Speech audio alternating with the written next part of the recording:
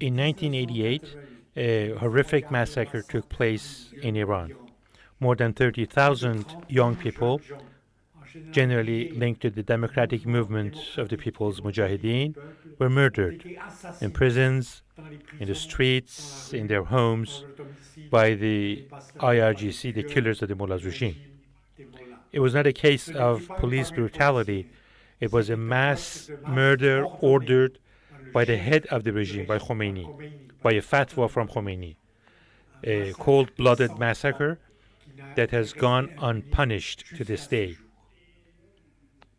The killings continued even after the massacre of the 30,000 who were martyred in 1988. For example, my friend Kazem Rajavi, the delegate of Mujahideen to the United Nations International Human Rights Commission in Geneva, an academic of very high value, of international reputation, Kazem Rajavi, brother of Masoud, was assassinated in 1990 on April 24 near his home in Tannay in the province of Vaud in Switzerland.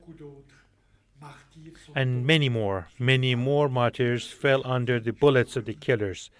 I say it and I will say it again. Scandalous impunity to this day.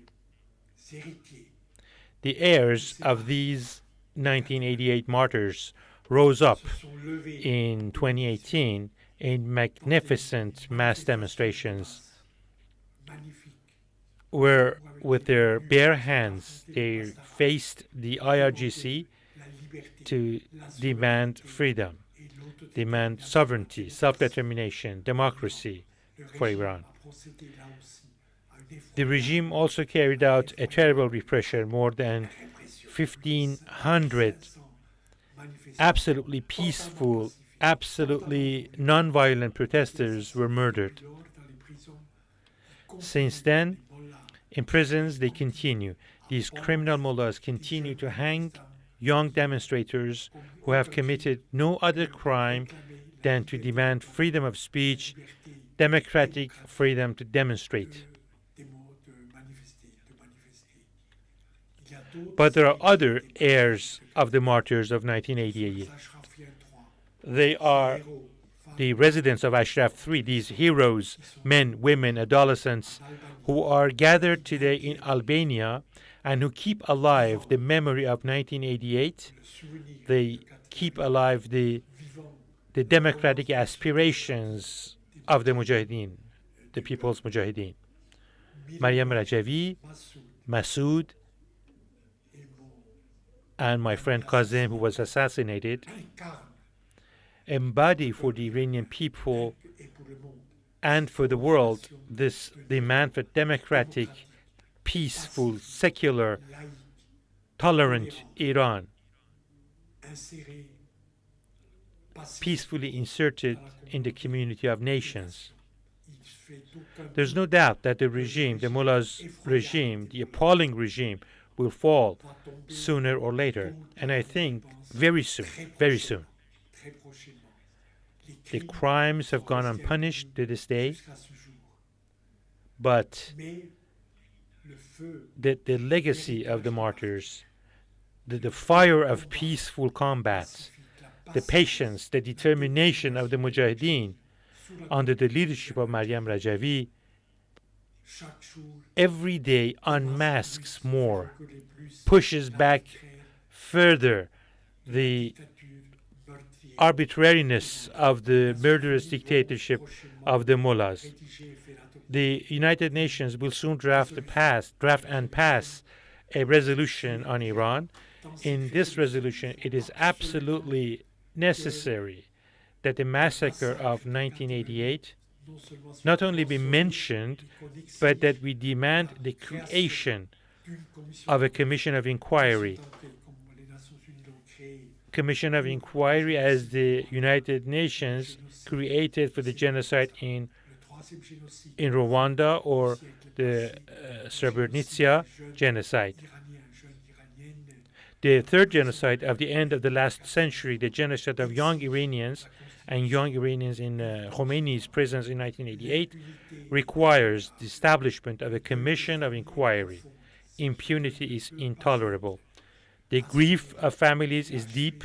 The mourning cannot come to an end without this commission of inquiry, without transparency.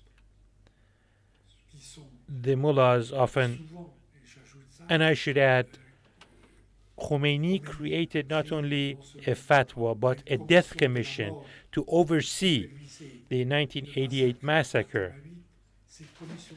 This death commission is made up of people, many of whom are in power to this date. For example, the Minister of Justice, the head of the courts of Rouhani's government, are former members of the death commission. All these assassins, all these terrible criminals have committed crimes against humanity that has no statute of limitations. The United Nations, the member states of the UN that will draft and adopt this resolution on Iran must demand the establishment of a commission of inquiry. And this commission will not only clarify for eternity the responsibilities of the massacre of 1988, but the commission and the evidence that it will uncover will perhaps deal the fatal and final blow. And I hope so. For the bottom of my heart, to the appalling, dictatorial, arbitrary, murderous regime of the mullahs. I end by saying that personally I'm full of gratitude, full of admiration for the struggle of the people's mujahideen. They saved the honor of humanity by their sacrifice, by their struggle, by their determination. Deeply grateful that there is a movement like the Mujahideen, which fights for the freedom of the Iranian people, but also for our freedom, for the dignity of the Iranian people, but also for the dignity of all free men and women. Thank you deeply. Deep admiration for the people's Mujahideen, heirs to the heroes murdered in 1988.